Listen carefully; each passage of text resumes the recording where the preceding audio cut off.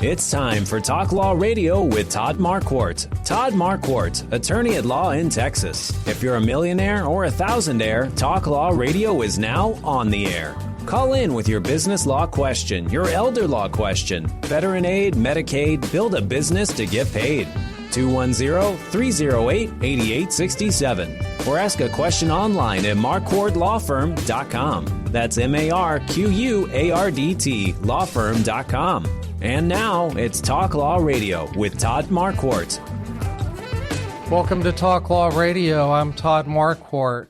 Now it's time to discover your legal issue blind spots by listening to me talk about the law on the radio. I'm Todd Marquardt, and today we're going to be talking about Christian Assistance Ministry with Dawn White-Fosdick. But first, let's check in for the financial focus with Steve Warren, financial CEO for Successful People. He owns and operates Financial Planning HQ with his sons, Joseph and Jacob. I do this segment because in addition to legal blind spots, I'd like to highlight a financial blind spot. We're here with Steve Warren, president of Financial Planning HQ. Welcome back.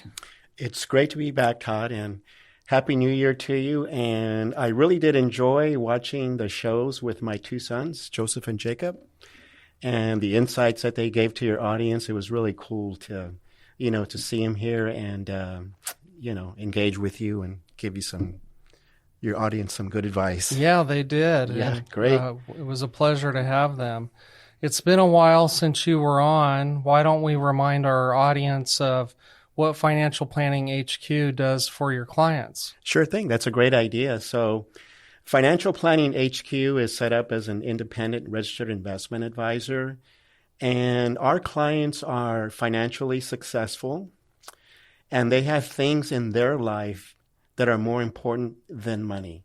And what we do is to help them to get their entire financial house in absolute perfect order.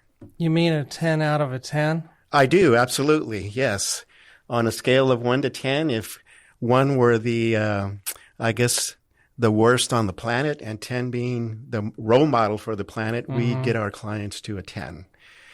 And so when we ask people, that question, like, how do you see yourself on a scale of 1 to 10? How would you rate your own financial house? Most people will say a 6 or a 7. Sometimes I hear an 8. Okay. Well, why do you think that is? Gosh, I think it may be because most financial advisors, they offer primarily wealth management or they sell financial products like insurance and annuities, And so they don't offer a comprehensive written lifetime financial strategy that is aligned with the client's vision.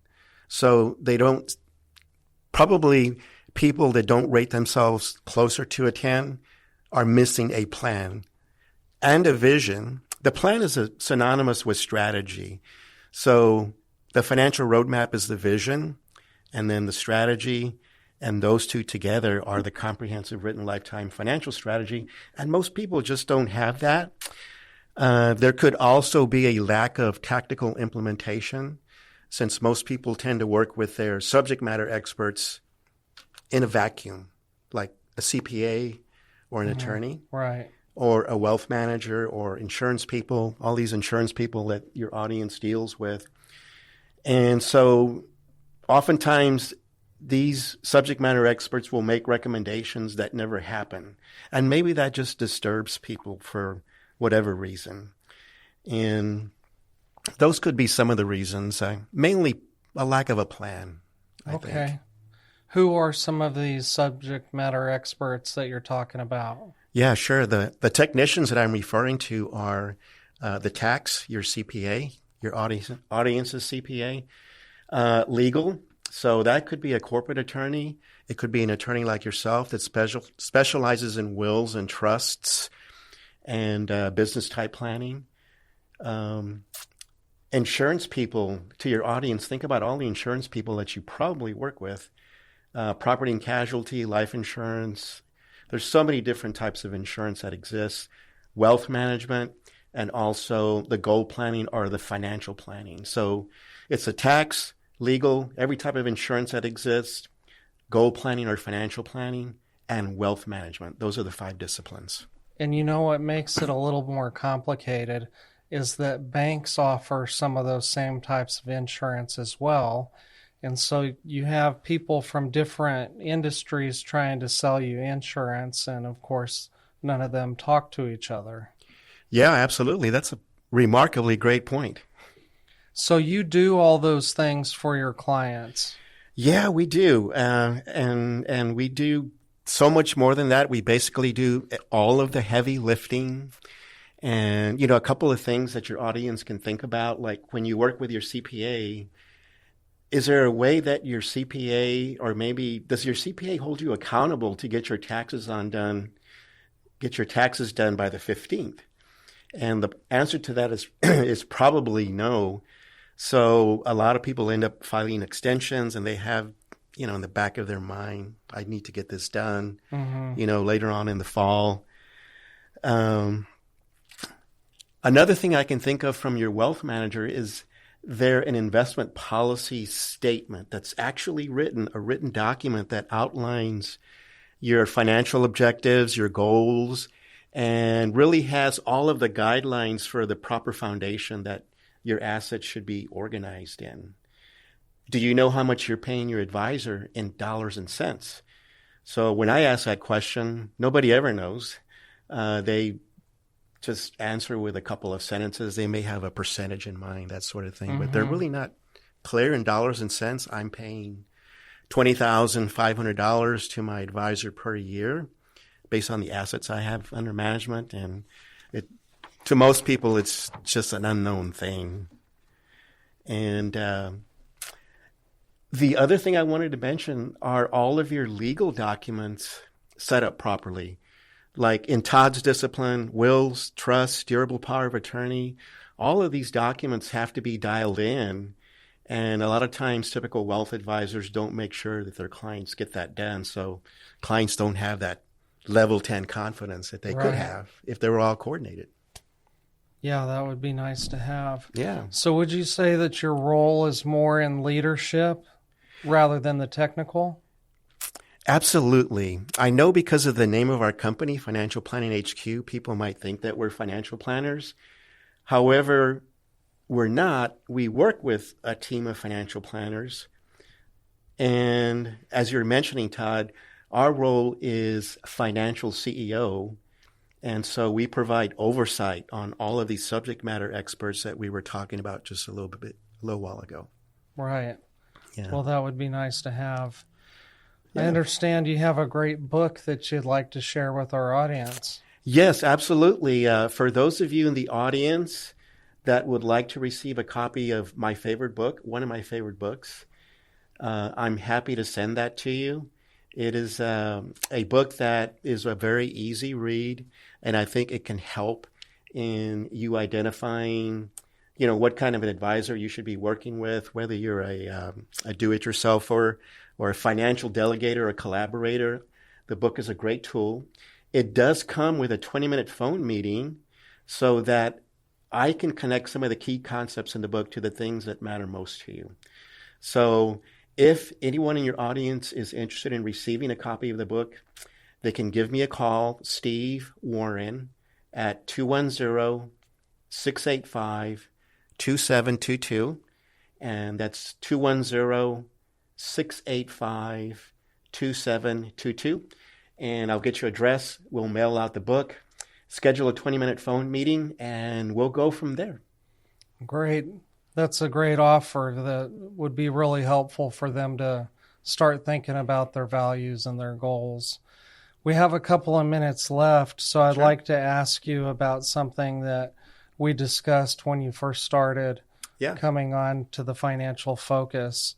You mentioned that paying a percentage of someone's investments as a fee to their investment advisor is not the best way to pay the fee, but the TV commercial says that type of compensation is how fiduciaries are paid. So what's wrong with paying the investment advisor a percentage of assets under management? Yeah, you're absolutely right. So the AUM model, assets under management model, is recognized as being a fiduciary standard.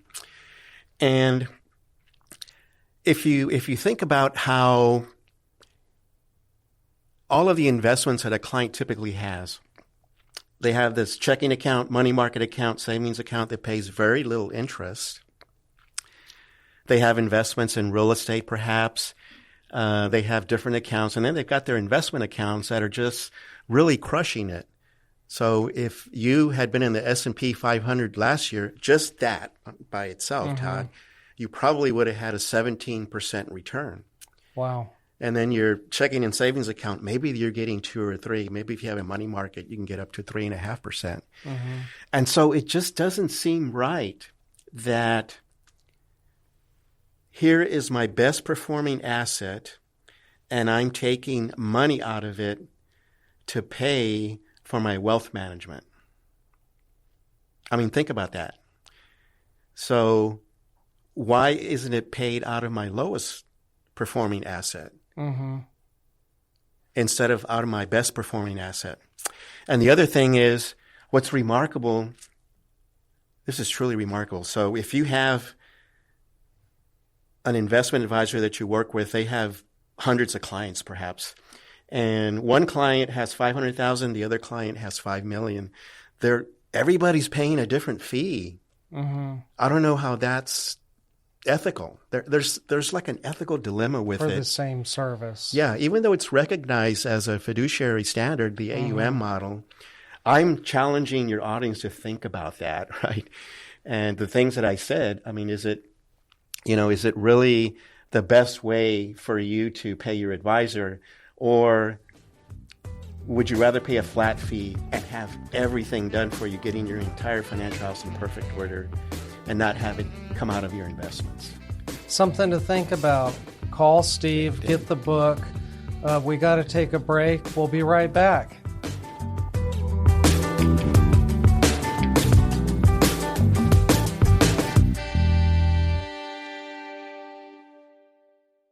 Are you confident about your financial future? What if you had a clear financial roadmap and a team holding you accountable to make the best financial decisions no matter what? At Financial Planning HQ, Steve and his sons, Joseph and Jacob, have been helping San Antonio families since 1987 with inspiring, intelligent financial strategies. Whether it's achieving or maintaining financial independence, becoming more tax efficient, or building business wealth, we create a comprehensive, written lifetime financial strategy that's uniquely yours, based entirely on what's important to you. Don't leave your financial future to chance. Call Financial Planning HQ today at 210-685-2722. That's 210-685-2722. And take the first step towards financial clarity. That's Financial Planning HQ, inspiring financial strategies for San Antonio. Remember, 210-685-2722. I'm Todd Marquardt. A lot of people think trusts are only for the wealthy, but that's simply not true. If you want to avoid probate, maintain your privacy, protect your assets, or make things easier for your family, a trust might be exactly what you need. I'll help you understand your options and decide what's best for your unique situation. Let's talk. Call 210-530-4278 or visit marquardtlawfirm.com today. Do it before you die. In the beginning, God had one law. Don't eat from the fruit of that tree. Then he gave Moses the 10 Commandments. And now we have municipal, state, and federal lawmakers that won't stop creating new laws that might impact you without you knowing it. So listen to Talk Law Radio on the radio in San Antonio on 9:30 a.m. at 11 o'clock in the morning, and on Sundays at 4:30 in the afternoon on 9:30 a.m. Also, Houston, KNTH 1070 and 103.3 at 11 o'clock on Saturdays. If you miss it on Saturdays and Sundays, just listen on podcasts everywhere, Facebook and YouTube.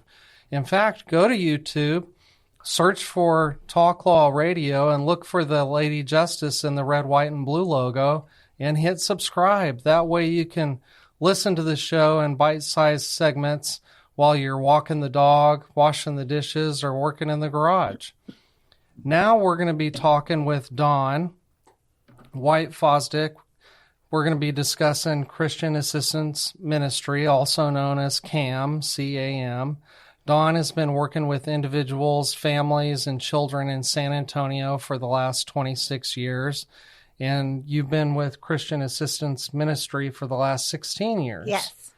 And she works for ways to intervene and reduce the impact of poverty, prevent homelessness, and find unique solutions for people experiencing homelessness. And you do that with a yes and attitude. Yes. And I might explain that yes and. I think I know where you got that Right. because I've learned that as well.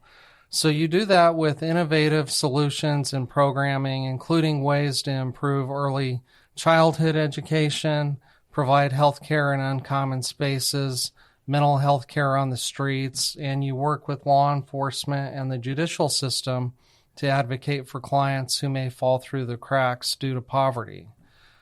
Welcome to the show. Thank you. I really love the idea of this law perspective on my social service, daily work. It really is applicable. Good. Yeah, we're going to talk about the hidden legal issue, blind spots that affect the same people that you help with. But before we start talking about the law, I'd like to say a prayer. Sure. Dear God, thank you for this day and for all the blessings that you give us. Help us. Please forgive us for our sins, for our mistakes, for doing the wrong thing, and for failing to follow your will. Help us to follow your will. Grant that all who are afflicted by the sorrows and burdens of this earthly life may find health, hope, and refreshment in the mercy of our Savior Christ.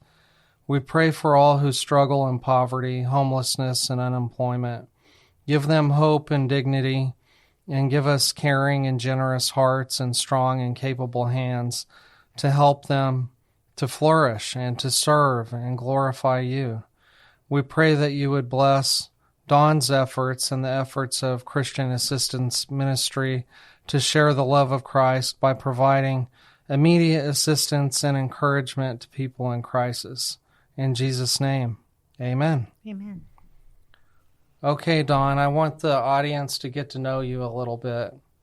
And I know I told them all about your professional background, Sure. but we're going to get a little bit personal, starting with how did you get so passionate about this issue and this field and this population?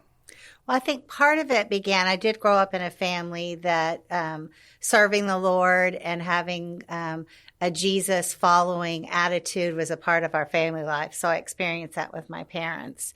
I went to 13 schools before I graduated. I lived all over the country, California, Texas, North Carolina, Minnesota.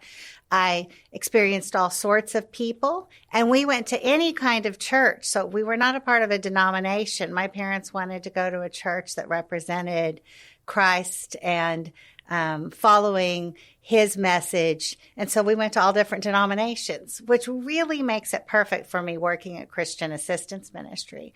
But the population that we serve, I came about it, I think, naturally. I just like to help people I had a brother who died of a terminal illness when I was a young child. I'm sorry. Yeah, thank you. And I just think all of that created the person I am as an adult today. And that's that understanding that there's a lot of hidden things behind the person you're seeing and loving them despite what they're portraying to you or their needs is more important than being right. Getting it right's important. And that takes a lot of courage. Sure, I think it does, kind of. And then sometimes if you do have that personality, you jump into the deep end thinking that it'll all work out somehow. Right. That's the yes and. Yes, yes. So you promised the audience you would tell us about that. So yes, and I did theater growing up too. Loved it. And I joined a comedy improv troupe because you don't have to memorize any lines. You improvise the scenes. Like the show Whose Line Is It? Not Whose Line. Yeah, Whose Line Is It anyway? Yeah. I think so. Anyway, one of the lessons you learn in that is that you say yes to whatever anyone offers up to you. So if they walk on stage and they say to me, "Hi, Bob, I'm so glad that you're my grandpa," then even though I'm a girl, clearly I am now yes-anding them. And not only am I saying I am a boy and my name's Bob and I'm your grandpa, but I'm adding to it. And I just always thought that was wonderful. What would it be like in life if we said yes to more things that people offered up to us, but then we added something to it? We didn't say yes, but we said yes, and. Yeah. And so as clients walk through our doors offering us things and situations and problems, our goal is to try to say yes to something that they need and come up with other solutions. Wow, that's so powerful. I learned that same technique in regards to business and dealing with staff and issues at work, is to not shut people down with, "No, we can't do that right now," but yes, that's an idea that we can explore, and I'll get back to you next week. Sure. It can be done in all sorts of ways. Absolutely. Okay, so we talked about your passion. Can you tell us something fun about you or about your family? What do you like to do for fun? Well, I love to decorate and I love fashion. And we can see that. So you asked me if I matched my glasses and my outfit and my purse, and every day I do that. And I often feel like it's a gift to the people I interact with. Even my clients that I walk into every morning, they like to talk to me about that. You know, their lives, a lot of the ones who are living on the streets, their lives are hard. Things looking pretty or talking about that, somebody might think they don't want to talk about that. No, they do. I'm there to show that they are deserving of a professional who takes care of themselves and wants to look good for them too. And so that energizes my artistic side to dress up and to decorate my house and just do all of those kinds of things. Yeah, I love that. My sister was into fashion, and she would say she could remember what she was doing that day if you just said, "Well, you were wearing the skirt and the blouse," and she, "Oh, I know exactly what I was doing that day." Right. That's right. Absolutely. Tell us about CAM and Christian Assistance Ministry. We're here on 9:30 a.m. The Answer Talk Law Radio with Dawn White-Fosdick, and she's the president and CEO of CAM.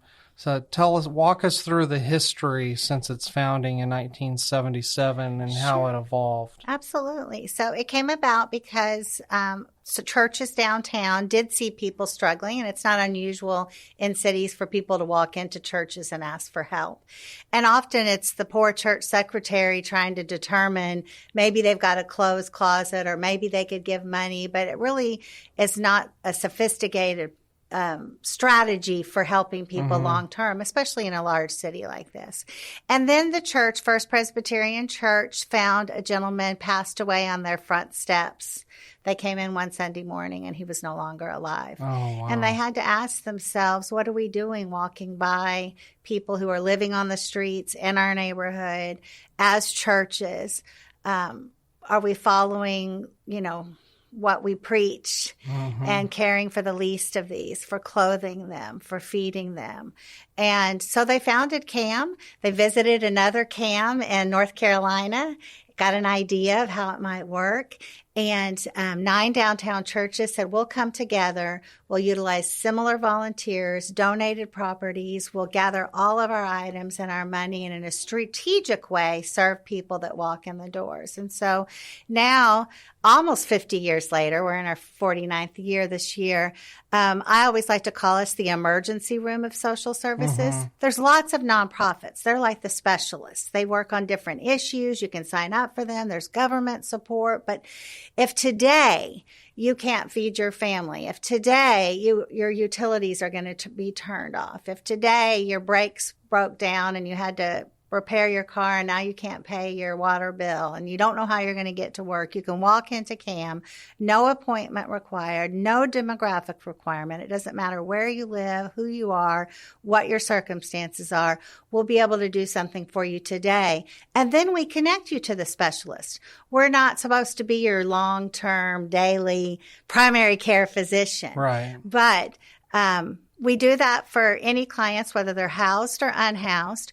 We have become sort of a specialist with the unhoused, chronically homeless. We do see most of them daily. Let's talk about that next segment. Okay. This is Talk Law Radio. I'm with Dawn White-Fosdick, and she's the president and CEO of CAM, Christian Assistance Ministry, in San Antonio and surrounding areas. And we're talking about everything that they can provide. And soon we'll be talking about some of the legal issues that the population you serve faces on a day-to-day basis. So stick with us. We'll be right back.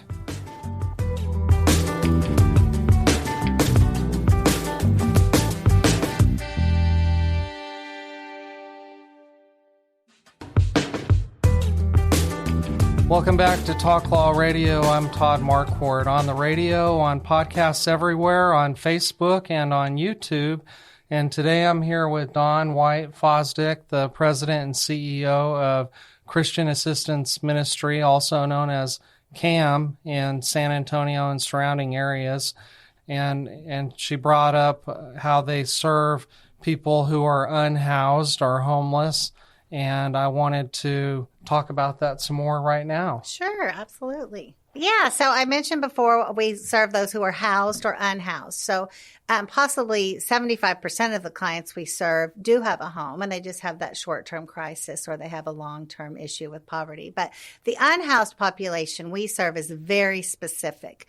They are usually chronically homeless, struggling on the streets, have been for 5, 10, 15 years. They're the ones that the citizens of our city and any other city across the nation kind of notice the most. You don't know about the mom who might be couch surfing or individuals who just got down on their luck and could stay in a shelter.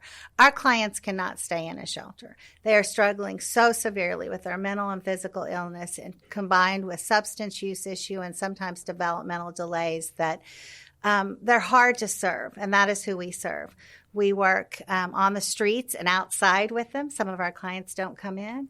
They can come daily to get something to eat. We set up porta potties so that they can have a dignified way to use the restroom. And that's also for our neighbors who have churches and stuff and don't want somebody using the restroom outside. We have daily showers. We have a free mailbox. They can use our address, 110 McCullough, as their address. We have over 600 people who use our address. And then as we begin to build a relationship with them, we even are able to diagnose their mental health issues, provide free mental health care, pay for all of their medication, and truly help them get off the streets. Folks that people might think it's impossible to do that for, we can do it. I'm going to play the opposite side and challenge you a little bit. Because, absolutely. A lot of people may not know how you can provide all of those services to all of those people and have money in the bank.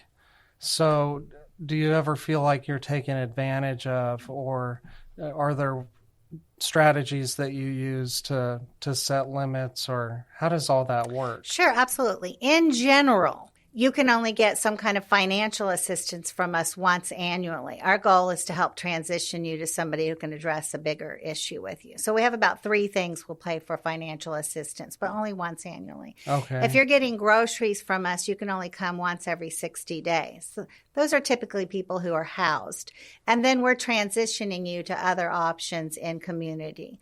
Our unsheltered street homeless that we are serving probably will never be able to get a job. And I don't want to say never. There are some that we can work with and may be able to be successful. But these are people that are so severely paranoid, schizophrenic, have permanent brain damage due to going on and off medication and not having the medical care that they need, that just getting them housed, stable, help seeking, taking care of themselves, is success to us. And so we're a low cost. We don't accept government support. We only receive about 2% of our money from any government, and that's the city gives us a small percentage to help with the showers. And that's just because they wanted somebody to run showers, and they said, Right. if you'll do it, we'll pay for it. And I said, okay. And most of the money, we have volunteers, so we spend limited dollars. I have some staff, and we have good donors who recognize that if I can get someone off the street, then that's a $25,000 savings per year for our city. Really, probably $30,000 to $45,000 if you think about police, the hospitals, the social workers that are doing all of this work.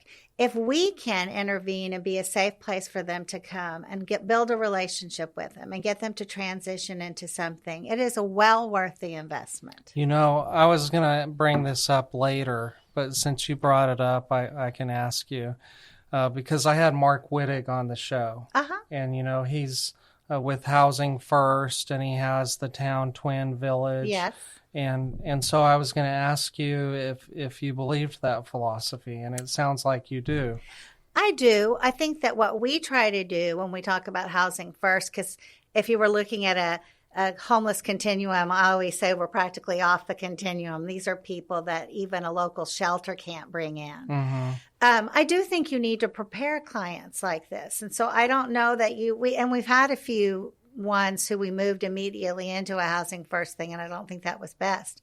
CAM is kind of an interim component of that, still believing in that, where we have outreach workers who work with our clients outside, staff members who've experienced homelessness. They have lived experience themselves, so they can say, look, bro, I've been where you are. I lost my children.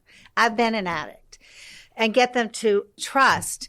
Then we began healing them on the street, providing conversation, providing help to gain access to mental health care, as well as some substance use treatment. And then they do need to immediately move into some kind of housing situation, because once we see the real them start to come out and they're doing better, just being stuck on the street is really traumatic. I have a client right now who almost asks me daily. He's about 65.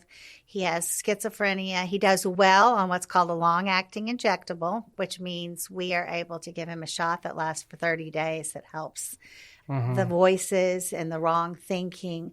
But I'm worried that he's still on the street. Yeah. He's not going to make it much longer if we're not able to do something. I see. And to even be well. Once we start to get them well, it's a miracle. And we need to transition someone to a better place.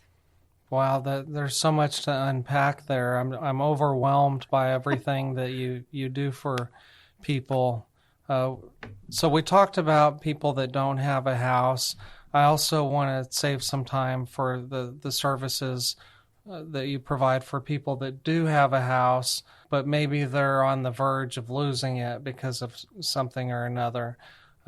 You provide some financial assistance. What are the other resources that you can guide them to as well? Sure. So someone may come in and say, I just need some groceries, and I just gained custody of my grandchildren. My daughter was killed in a car accident. I'm 70. I'm on a limited income, and I have 5 grandchildren. So immediately, she may not even know to ask us for this. We say we're going to need their birth certificates in order to enroll them in school. If you don't have all of them, which many people don't, we can pay for those. Each birth certificate costs $25. So that could be $125. We pay for her to get a birth certificate, talk her through that process, get clothing for all of the children. We may say, come back during back to school, and we'll provide all of their school supplies based on their individual school, not just random school supplies, but the exact ones they will need. And before you leave, let's get you groceries so you can feed everybody. And then before you really leave, let me tell you how you can gain access to other food resources by zip code in your area, because it can't be us every week if you need that. And furthermore, did you know that there's something called Grandparents as Parents? It's a nonprofit, and you need to enroll in that and find out what resources are available now for you and your family. So that would be an example of someone who, due to no circumstances of their own, are now trying to figure things out. That's a great example. I didn't realize how hard that would be, but you paint a perfect picture of what that would be like. How about somebody facing eviction from their apartment or their rental home? Sure. If we're not able to help with the rent, which is not usually something we do, we will talk to them about places in town that are providing that support. We can make referrals towards that. We might talk to the client about whether this is something they're going to be able to sustain.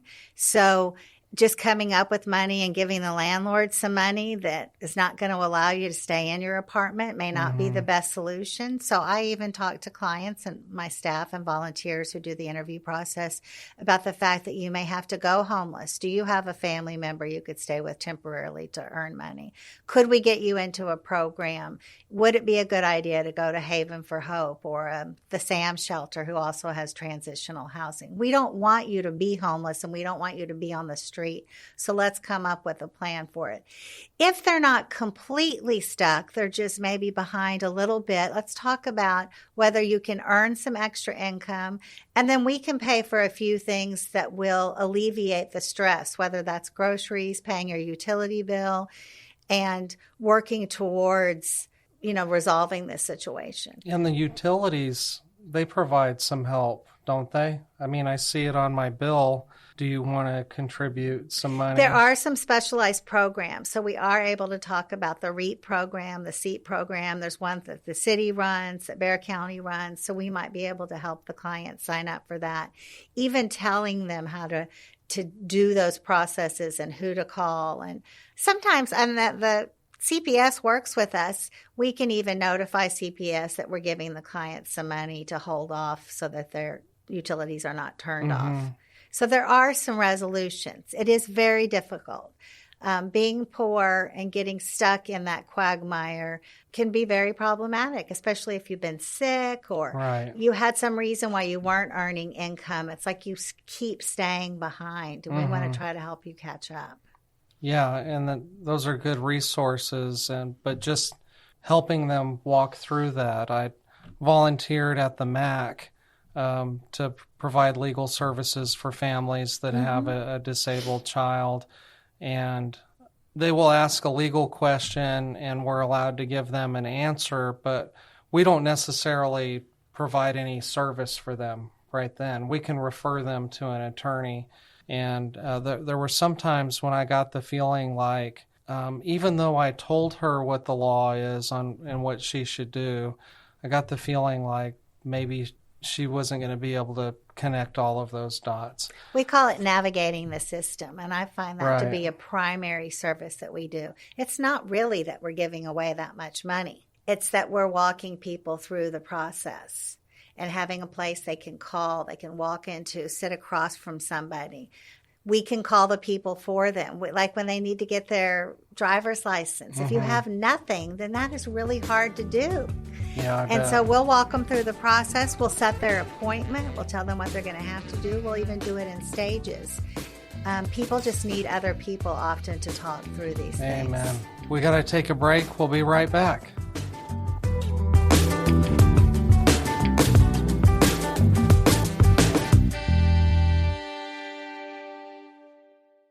Are you 100% confident that no matter what happens in the financial markets, economy, or world events, you will achieve your financial goals? If not, we have a process to get your financial house in perfect order and keep it that way forever. Your financial future shouldn't be a guessing game. Planning, advice, organization, and accountability are deliverables you should expect. For over 35 years, Financial Planning HQ has been San Antonio's trusted partner for comprehensive written lifetime financial strategies. Steve and his team, including sons Joseph and Jacob, don't believe in a one-size-fits-all approach. Instead, they create a personalized financial roadmap for you based on what's important to you. As an independent registered investment advisor, they're not tied to any big corporation's products. They work for you, creating inspiring, intelligent financial strategies that put your interests first. Call Financial Planning HQ at 210-685-2722. That's 210-685-2722. I'm Todd Marquardt. A lot of people think trusts are only for the wealthy, but that's simply not true. If you want to avoid probate, maintain your privacy, protect your assets, or make things easier for your family, a trust might be exactly what you need. I'll help you understand your options and decide what's best for your unique situation. Let's talk. Call 210-530-4278 or visit marquartlawfirm.com today. Do it before you die. Welcome back to Talk Law Radio. I'm Todd Marquardt here with Dawn White-Fosdick, the CEO and president of Christian Assistance Ministry, and it's our legacy segment. And now it's time for the Talk Law Radio There's Legacy Spotlight. What's your legacy? Voiceover Sponsored going by on. Marquardt Law Firm. It's all about legacy. So when I say legacy, what comes to mind? Well, I think two things. One, for myself and the work that I do and the choice to work in nonprofit, is that I want to come up with creative solutions that impact the processes that make it so difficult for people to be successful. And so if I can come up with creative solutions that live well beyond me, programming, services, outside of the box thinking, that can mean changed lives for people, not only today, but well into the future. I hope that that's been my legacy in my work, and helping others to understand how important it is and want to give towards those efforts and realize that they can also participate, that there's a deep legacy in us all working on this together. That would be what I want for myself personally, and for CAM, Christian Assistance Ministry. Right. It's been around almost 50 years. I want it to be around in another 50 years. Not because I want there to be tragedy in the world, but I believe that there always are going to be people that struggle, that are in need, whether it's their fault or not any doing of their own. And what are we going to do to answer their call for help? Well, I love that legacy. You have a big heart, and you have the courage to step out there and help people that are lost or confused or ill. And I'm sure that's not easy. Something that you said just now helped me remember something that Shannon talks to me about a lot is the dignity of the person. No matter the reason that they ended up wherever they are, they still are made in the image of God, and they're loved by Christ, and we should see them the same way. What are some of the ways that this population is discriminated against and face hardship because of where they are? Well, I think that our processes and our desire to make sure that no one's conning anybody makes it really hard. If you don't have a phone, if you don't have a vehicle, making an appointment, getting on a bus, meeting requirements. And I understand the need for them. I get it. It's just that is very hard on someone who is barely able to walk, maybe facing paranoid schizophrenia, has lost their child, is struggling with addiction. All of those processes just make it so hard for them. And then they're turned away and they start to feel like they're not deserving of moving forward or doing anything. And so I do think that along those lines also that we want easy solutions. We don't like the fact that they're complicated, that each person has to be thought about individually, and we have to come up with solutions like that. People don't want to see someone on the side of the street. They want the police or the courts or someone to just take care of it. And they're not recognizing that individual person is someone's mother, brother, sister, son, father, who has individual needs. There's not just a silver bullet or one solution that's going to help all of those people. So I think dignity requires knowing the person as who they really are and coming up with solutions that they can really attain. And that is very hard. Well, you're a professional at this. That's true. And so I figure over 16 years, you can probably see someone in genuine need versus somebody that's just trying to get something out of you. And forgive me for coming back with that same argument, but I hear lots of things, and I don't know where I came up with it, either in the news or on the radio, where some of the people that stand on the corner asking for money, that it's not really them that gets to keep the money. They have, some other low-level criminal that's driving them around town to these different corners, and they say, you get to keep a percentage of the money, and because I drove you over here, I get to keep part of the money. And so that's what most people see. If you don't go downtown, Sure. there's not as many people on the north side, living on the sidewalk. Is it helpful for when we pull up to the stoplight to give somebody $5, or is that $5 better spent giving to CAM or the church or some other organization? This is what I say. Part of the time I will say to people, if your heart is just guiding you to do that and you want to give somebody $1, okay. But actually, one of my street outreach workers who was an addict herself says that dollar can be the $1 or the $5 that he or she uses to kill themselves by overdosing. So she would say to me, and I tend to agree with her, we shouldn't be doing that. Not only may it be going to somebody who's disreputable, but it may be the money they use in order to overdose. So you really haven't done something great. If you feel that compassionate, you can give water, you could give a bus ticket, you could give some socks or some crackers. And then I would say, if you're feeling that way, that you really want to do something meaningful, then join up with the people that are doing this work. Hold hands with my team members like Jack and Heather, who do have the experience and know what it's like. Whether you're doing it at CAM or SAM Ministries or Haven for Hope or Corazon, whatever organization fits the bill for how you want to serve, join them. Don't bring a bunch of pizzas under the bridge when we're providing food every single day. In fact, I would say we'd love to not make 350 sandwiches 6 days a week. Tell us you'll do it one day a week, and maybe you'll bring something different. Oh, well, there's that. That's a way to do it. I actually had a friend, him and his family took sandwiches under the bridge, and everybody that was there that day, at least, was very disappointed. And so he was very disappointed that they weren't thanking him and giving him hugs.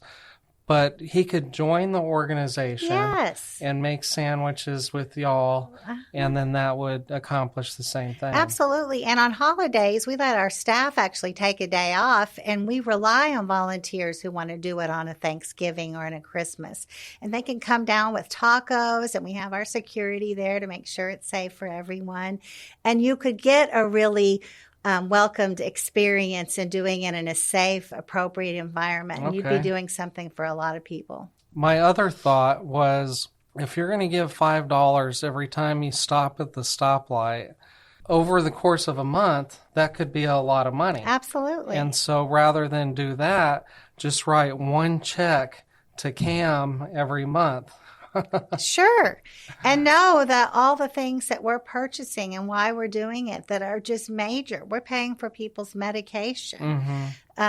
We're helping them have shoes for their feet. Sometimes we buy steel-toed boots because they've started a job and they won't be able to start if they don't have steel-toed boots. I've heard so there's lots of ways that you can help. And feel good about what you're doing and understand what we're doing if you join up with someone. Well, thank you for mentioning the shoes, because I did see online a program you were doing, Souls for Souls. Yes, we do that. We try to pick things that make it fun for people. So if you want to have a shoe drive in your office or your Sunday school class or on your street, it's something fun to do. And we're desperate for shoes.